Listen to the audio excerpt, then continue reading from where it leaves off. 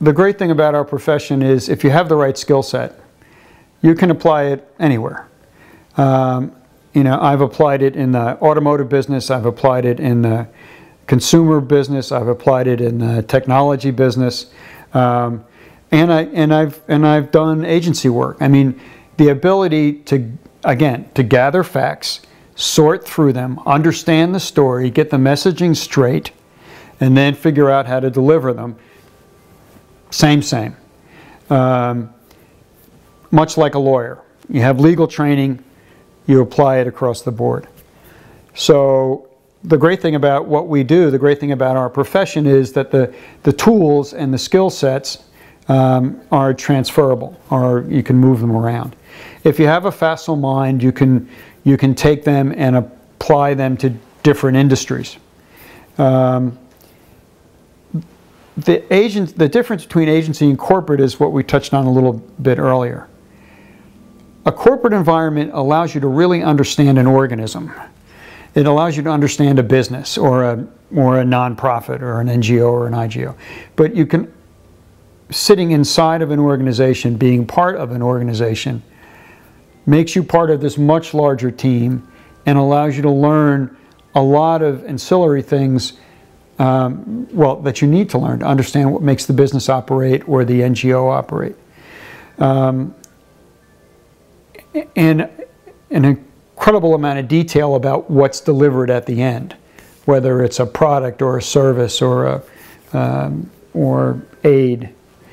So the inside corporate piece just gives you this great ability to learn from all the other functions around you. I learned what I know about finance, which admittedly is, some would argue, is minimal. But what I learned about finance came from having to do corporate earnings reports, having to work closely with the finance folks, something I thought I would never enjoy doing. And it ended up being something I actually looked forward to, because it's a great way to tell a story every 3 months. But I had to understand the dynamics of finance, which I didn't know.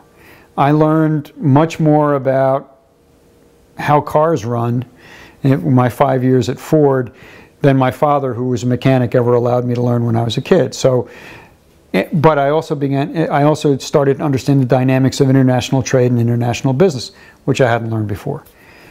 Coca-Cola gave me a great opportunity to understand consumers much better and much deeper, but also to see how trade and global growth, I mean, Coke is a 210 country organization. The ability to see how you move product and raw materials around was a great learning experience for me. So that's what a corporate job gives you.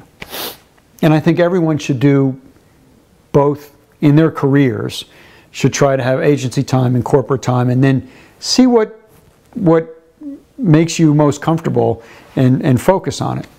The agency piece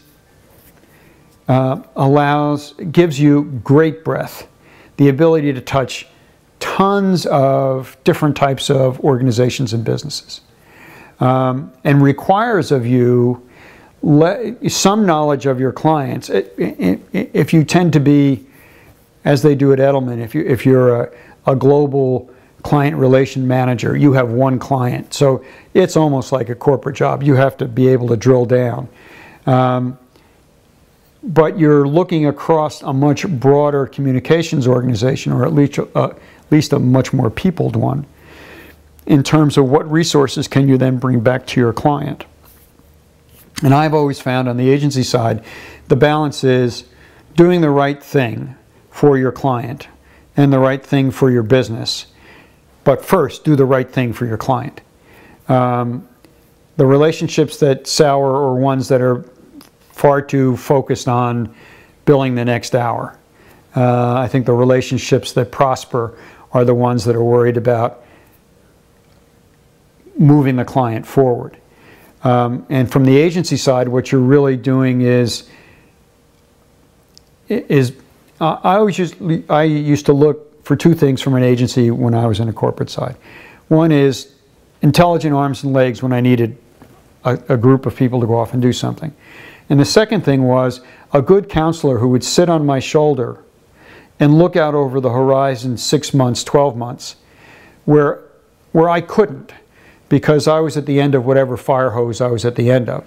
So my ability to look, and my responsibility inside the company was not only to be the mouthpiece of the company, but to be the eyes and ears of the company. If you're in a corporate job, your responsibility is to bring the outside world in, as well as bring your company out. Your responsibility is to let people know what's really happening out there. How are we viewed? What do people think? I mean, from marketing, you'll hear what the people buying your products are like and what they're looking for. And from the public affairs guys, you'll hear what the regulators are looking for from us. But I think the communications function has those two pieces plus. It has all the other stakeholders. What do the NGOs think of us? What do IGOs think of us?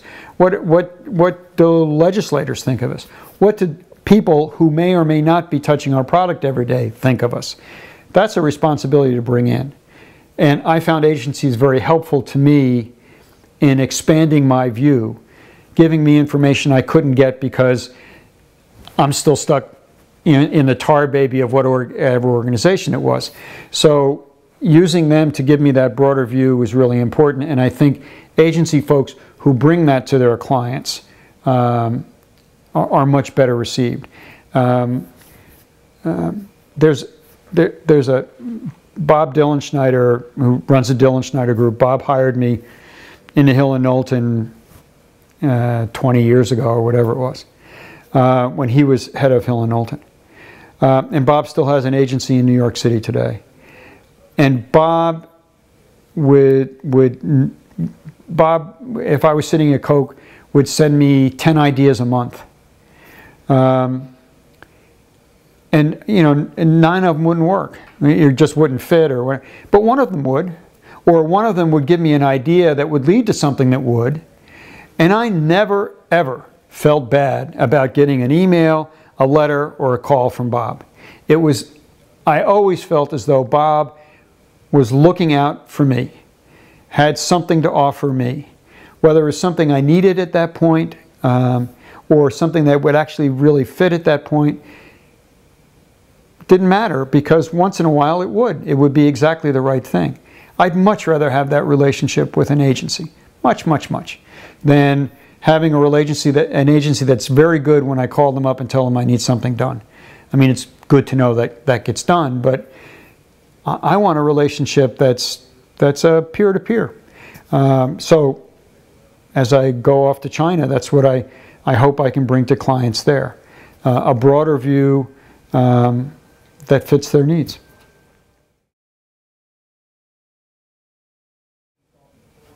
My first and foremost responsibility is to ensure that I'm the last Westerner who runs Edelman's business in China. It is a huge market. It's a rapidly maturing market. The skill sets are getting much better. There are already great people working in Edelman in China. And it's time, like many other markets around the world, that it's, you know, locally managed, and it is on a track to be there. So as chairman, my job is will be to continue developing the talent, give them a bridging mechanism into bringing on a Chinese president, CEO, and looking at the structure for Edelman's business in China, which can end up being fairly substantial. There are already 2 PR brands in the market, Edelman and Pegasus, which is Chinese-based acquisition of now been a couple years on board. So there are 5 offices between Edelman and Pegasus. So there's good talent there. There are 2 PR brands in the marketplace in Edelman and Pegasus. We're going to take a look at what we can do digitally. Do we keep the digital contingent in the 2 organizations, or I think increasingly I'd like to take a look at, can we bring them together as a third entity under the Daniel J. Edelman business. I think there's probably some opportunity there for some strategy work.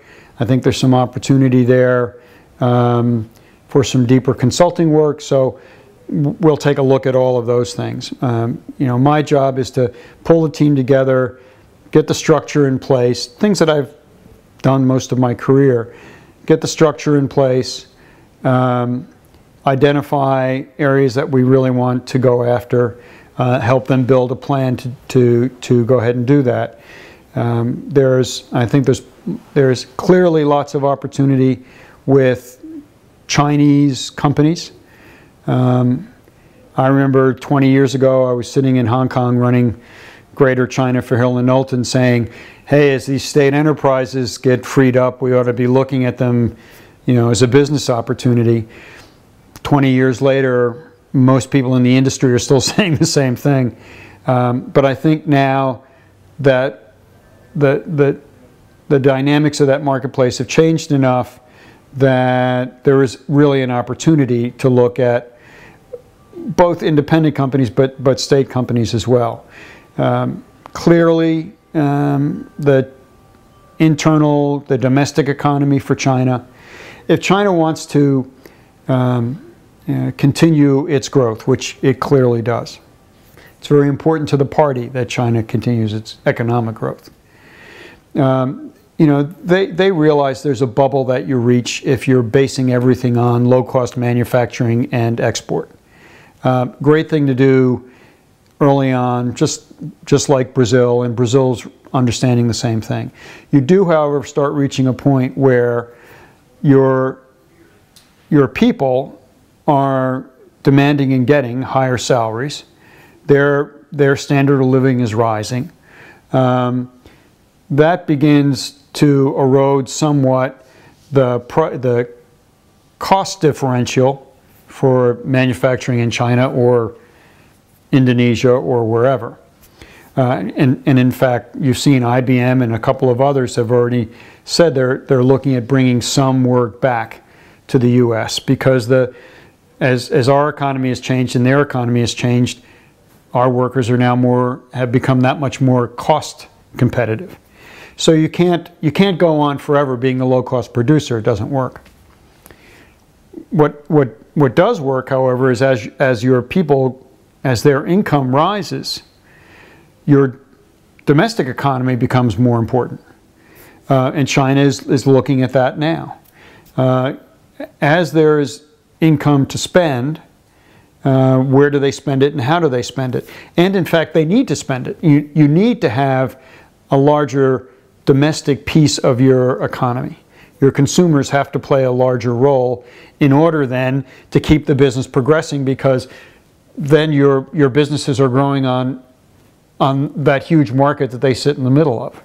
So I think there's an opportunity there to help companies start making that transition. Historically, the business in China, although it's changed, I'm sure, in 20 years, was about outside in. It's about multinational companies coming in. That's still a big chunk of business. It's still, multinationals are still the entities that understand what PR does better. But I think there's an opportunity to really start to take a hire or another large Chinese company and help them build their brand and start building their brand outside of China. Now, that opportunity may be in Southeast Asia or the Stans or